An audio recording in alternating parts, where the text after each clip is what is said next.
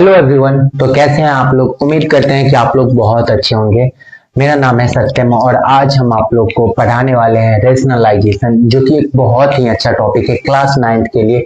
तो रेशनलाइजेशन हम लोग क्यों करते हैं, सवाल ये भी आता और बहुत अच्छे से समझाने वाले हैं। बस 5 से 10 मिनट आप लोग ध्यान से देखिएगा, उसके बाद इस टॉपिक में आप लोग को कोई दिक्कत नहीं होगा। तो सबसे पहले रेशनलाइजेशन हम क्यों करते हैं। तो मानिए कि हमारे पास 12 बनाना है और 4 लोग में बांटना है। तो जब इसको हम डिवाइड करेंगे तो कितना आएगा, 3 पीस आएगा। मतलब सबको कितना, 3 पीस मिल जाएगा। मतलब ये इसका मतलब क्या है कि नीचे में एक ऐसा नंबर है जो ऊपर को क्या कर रहा है, डिवाइड कर रहा है।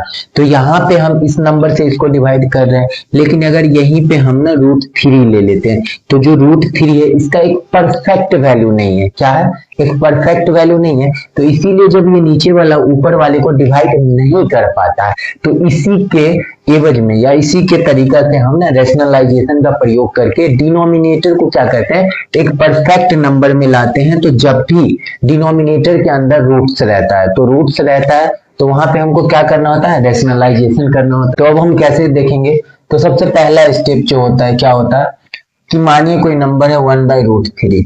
बस इसका 3-4 पैटर्न होता है। उस पैटर्न के अकॉर्डिंग आप लोग अच्छे से देखिएगा तो समझ जाएगा। जैसे पहला क्वेश्चन है कि इसको रेशनलाइजेशन करना है। क्या करना है, रेशनलाइजेशन करना है। तो जब रेशनलाइजेशन करेंगे तो ये 1/3 है, तो इसका कैसे रेशनलाइजेशन होगा। तो 1/3 को मल्टीप्लाई करेंगे √3 से ऊपर और √3 से नीचे, क्योंकि यहाँ तो इम्परफेक्ट है, ये एक परफेक्ट नंबर है नहीं, रैशनल नंबर है नहीं, तो ये तो ऊपर वाले को डिवाइड करेगा नहीं। तो ये परफेक्ट लाने के लिए हम इसको क्या करेंगे, √3, जब इसको इससे मल्टीप्लाई करेंगे तो √3 और नीचे में 2 बार रूट आ रहा है, √3 इंटू √3। मतलब ये ओवरऑल √3 और बाय में 3 इंटू 3 आ रहा, मतलब ये √3 बाय में 3 का स्क्वायर आ रहा है। ये कट के क्या आ रहा, √3/3। अब ये नंबर से ये डिवाइड हो सकता है, मतलब 1/3 का जो रेशनलाइजेशन होगा वो क्या हो जाएगा, √3/3 होगा। तो एक पैटर्न का तो ये क्वेश्चन होता है। आप लोग HW में सब क्वेश्चन पे हम एक एक HW देते जाएंगे, तो 1/√5 निकालिएगा, ये यहाँ पे 2/√5 कर लीजिएगा।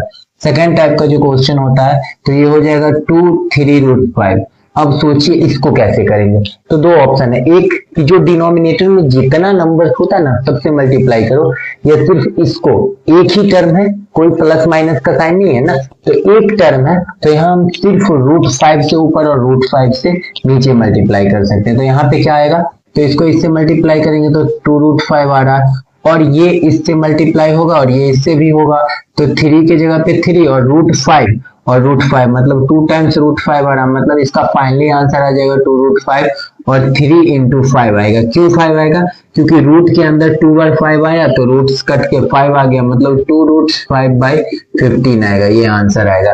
अब इसी तरह में हम ना 2-3 फॉर्मूला देख लेते हैं। जो सबसे पहले आता है a² - b², तो ये होता है a - b और होता है a + b। ये कभी कभी ऐसे लिखा रहता है कि a + b और a - b भी लिखा रहता है। तो एक फॉर्मूला और आता है a + b का होल स्क्वायर, ये भी देख लेंगे, तो a² + b² + 2ab होता है। फिर a - b का होल स्क्वायर आता है, तो यहाँ पे क्या होता है, a² + b² - 2ab होता है। तो आप ये तीनों फॉर्मूला याद कर लीजिए अच्छे से। ये थोड़ा आगे पीछे भी लिखा रहता है, जैसे 2 कभी कभी बीच में रहता है, b साइड में रहता है। तो एक पैटर्न तो ये होता है। दूसरे पैटर्न में तीसरा क्वेश्चन देखेंगे, तो मानिए यहाँ पे 2 है ऊपर में और 3 - √2 है।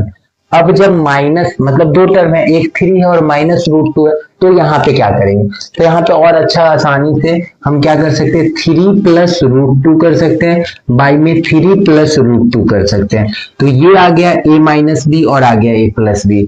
तो a - b और a + b क्या बोलता है कि भाई a² - b², मतलब हम इसको क्या लिख सकते हैं, तो इस 2 को, यहाँ पे 2 टर्म है तो इस 2 से मल्टीप्लाई हो जाएगा दोनों टर्म हमारा, और यहाँ पे क्या हो रहा है, तो यहाँ पर है a² - b², मतलब ये 3 का स्क्वायर कर रहा और √2 का भी स्क्वायर कर रहा माइनस में। अब यहाँ पे पहले एक बार इसको इससे मल्टीप्लाई करेंगे फिर इससे, तो क्या आएगा, तो ये आ जाएगा 6 + 2√2 आ जाएगा, बाई में 3 का स्क्वायर 9 और -2√2, तो आ गया क्या, 6 + 2√2 और बाई में आ गया हमारा 7। तो ये आ गया इसका रेशनलाइजेशन। बहुत इजी चैप्टर्स है।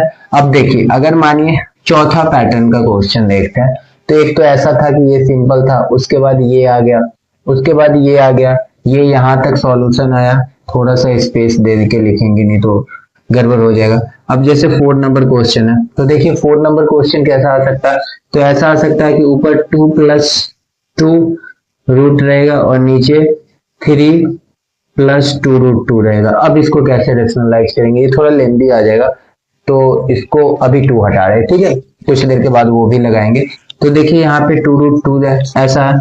अब ये क्या करेंगे, तो ये ऊपर भी रूट है नीचे भी रूट है, तो नीचे 2 टर्म है, हमेशा डिनोमिनेटर को देखेंगे रेशनलाइजेशन के अंदर, हमेशा क्या देखेंगे, अच्छे से सुनिए, कि नीचे वाले देखेंगे मतलब डिनोमिनेटर को देखेंगे, तो 3 - √2 को देखेंगे। किसको देखेंगे, 3 - √2 को देखेंगे। तो यहाँ माइनस है तो प्लस में क्या रखेंगे, 3 + √2, यहाँ पे क्या आ जाएगा 3 + √2, मतलब नीचे जो नीचे डिनोमिनेटर है, जो डिनोमिनेटर है उसमें हमेशा यही फॉर्मूला अप्लाई होगा। जब भी 2 टर्म रहेगा तो हमेशा यही फॉर्मूला अप्लाई होगा। तो यहाँ पे क्या हो जाएगा, अब यहाँ पे देखिए अननोन है, ये भी अलग है ये भी अलग है। तो 8 में अलजेब्रा में हम पढ़े थे कि पहले टर्म से इस पूरे को मल्टीप्लाई, फिर दूसरे टर्म से इस पूरे को मल्टीप्लाई करेंगे। बाई में क्या आएगा, तो बाई में आ जाएगा ये a - b और a + b, तो यहाँ पे आ जाएगा क्या 3 का स्क्वायर - √2 का स्क्वायर। फिर वही अब सॉल्व करिए, तो इसको फिर इससे और इसको इससे, तो क्या आ जाएगा 6 + 2√2, फिर इसको इससे और फिर इसको इससे, तो यहाँ पे क्या आएगा 3√2 और +2 और बाई में 9 - 2। अब देखिए ये 2 कैसे आया, यहां तक तो समझ में आ गया। तो बच्चे बहुत अच्छे से ध्यान से देखिएगा, ये √2 और √2 को मल्टीप्लाई कर रहे हैं √2 से, मतलब 2 × 2 आ रहा, मतलब बाहर √2 का स्क्वायर आ रहा, मतलब 2 बच रहा। तो ये 2 यहाँ से ये और ये जुटेगा तो कितना हो जाएगा 8, और ये माइनस होगा, ये जुटेगा, तो 8 + 5√2 बाई में 7, मतलब इसका रेशनलाइजेशन करने पे हमारा ये आ रहा, नीचे में एक परफेक्ट नंबर 6 आ रहा। तो यहाँ तक समझ में आ गया। इसका और सारा बहुत सारा पैटर्न्स होता है, बहुत सारा क्वेश्चन है। अभी हम इसको साफ करते हैं और फिर एक क्वेश्चन देते हैं। चलिए एक क्वेश्चन देख लेते हैं, √10 - √5/√2 है, तो ये कैसे रेशनलाइजेशन होगा। बहुत इजी क्वेश्चन है, थोड़ा सा दिमाग लगाइएगा तो आराम से बन जाएगा। तो देखिए नीचे में सिर्फ क्या है, ये जो क्वेश्चन है हमारे नीचे में क्या है, सिर्फ √2, तो ऊपर भी √2 से और नीचे भी ऊपर रूट रहेगा, ऊपर रूट रहेगा, कोई दिक्कत नहीं, हमको नीचे देखना। तो नीचे यहाँ से खत्म हो रहा, तो यहाँ पे क्या आ रहा है, तो देखिए √10 को मल्टीप्लाई कर रहा है √2, फिर -√5 को मल्टीप्लाई कर रहा है √2, मतलब ये एक बार इसको मल्टीप्लाई किया, फिर इसको दोनों को सिंगल सिंगल और इसको एक बार मल्टीप्लाई कर दो, तो 2 × 2 आ जाएगा, क्योंकि दोनों रूट्स के अंदर है। तो ये आ जाएगा √20 - √10, और बाई में क्या आ जाएगा, तो बाई में ये 2 कॉमन है तो रूट कट के बाहर 2 आ गया। तो फाइनली मेरा यही रहा नंबर। अब एक क्वेश्चन होता है, जैसे देखिए 3 + √2 और बाई में क्या रख सकते हैं, तो बाई में रख सकते हैं 3 - √2 और इक्वल टू में आपको निकालना होगा कि a + b√2। अब यहाँ पे value, find the value of a and b, इस क्वेश्चन में आप लोग को फाइंड करना है, find the value of a and b। बहुत अच्छे से समझिएगा, बहुत प्यारा क्वेश्चन है, जो कि आपके क्लास 9th में बहुत बार पूछा भी गया है, अच्छा क्वेश्चन है। तो यहाँ पे देखिए क्या करना है, तो जब भी इस तरह का सिचुएशन रहेगा तो हम इसको रेशनलाइजेशन करेंगे, हम इसको क्या करेंगे, रेशनलाइजेशन करेंगे। तो 3 + √2 बाई में 3 - √2 है, जब इसको रेशनलाइजेशन करेंगे तो 3 + √2 बाई में 3 - √2 नहीं 3 प्लस, क्योंकि देखिए नीचे माइनस तो ऊपर प्लस, इक्वल टू क्या था a + b√2 था। तो अब यहाँ पे रेशनलाइजेशन करने पे ये हमारा स्क्वायर आ रहा और ये हमारा क्या आ रहा है 3 का स्क्वायर - √2 का स्क्वायर, जो कि पिछले हम बहुत देर से यही चीज डिस्कस कर रहे हैं, तो आप लोग लगभग समझ चुके होंगे। अब हम यहाँ पे क्या करेंगे, तो ये जो फॉर्मूला आ रहा है ये आ रहा है a + b का होल स्क्वायर, तो होता है a² + b² + 2ab, ठीक है, ये हमारा होता है फॉर्मूला। तो यहाँ पे लगाएंगे तो क्या हो जाएगा a², चलिए एक बार अच्छे से लिख देते हैं, तो 3 का स्क्वायर + √2 का स्क्वायर प्लस 2a और b बाई में 9 - 2। अब हो जाएगा 9 + 2 + 6√2/7, equal to A plus B root two, यहाँ पे क्या आ जाएगा equal to A plus B root to.